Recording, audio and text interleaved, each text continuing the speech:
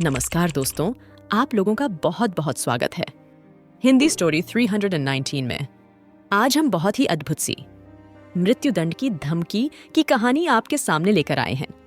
अगर आप पहली बार हमारे चैनल को देख रहे हैं तो हमारे चैनल को सब्सक्राइब कीजिए, लाइक कीजिए और कमेंट में जरूर बताएं किस तरह की कहानी आप सुनना चाहते हैं। थट्टाचारी कृष्णदेव राय के दरबार में राजगुरु थे। वह तेनालीराम से बहुत ईर्ष्या करते थे।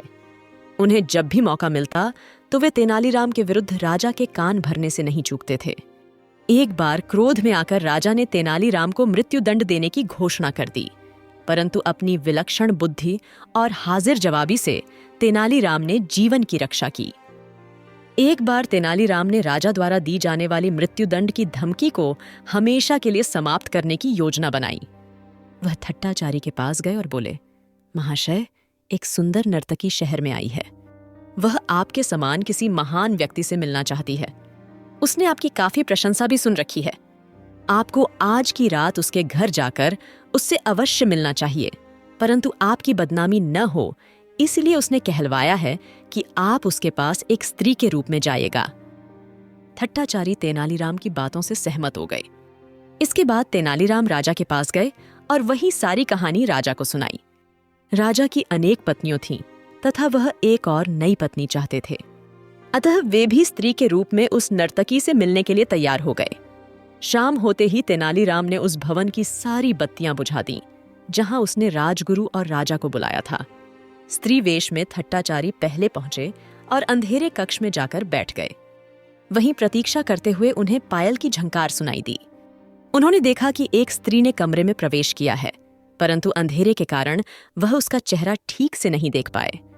वास्तव में राजगुरु जिसे स्त्री समझ रहे थे वह स्त्री नहीं बल्कि राजा ही थे और वार्तालाप शुरू होने की प्रतीक्षा कर रहे थे।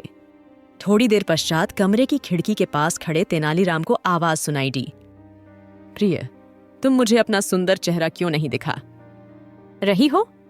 थट्टाचारी मर्दाना आवाज में बोले। राजा ने राजगुरु की आवाज पहचान ली और बोले, राजगुरु, आप यहां क्या कर रहे हैं? राजगुरु ने राजा की आवाज पहचान ली। शीघ्र ही वे दोनों समझ गए कि तेनालीराम ने उन्हें मूर्ख बनाया है।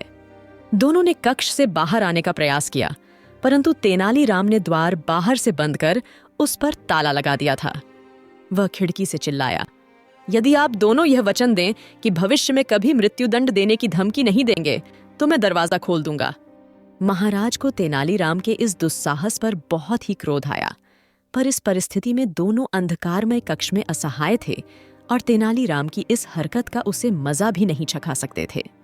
ऊपर से दोनों को बदनामी का डर अलग था और दोनों के पास अब कोई रास्ता भी नहीं बचा था, इसलिए दोनों ने ही तेनालीराम की बात मान ली।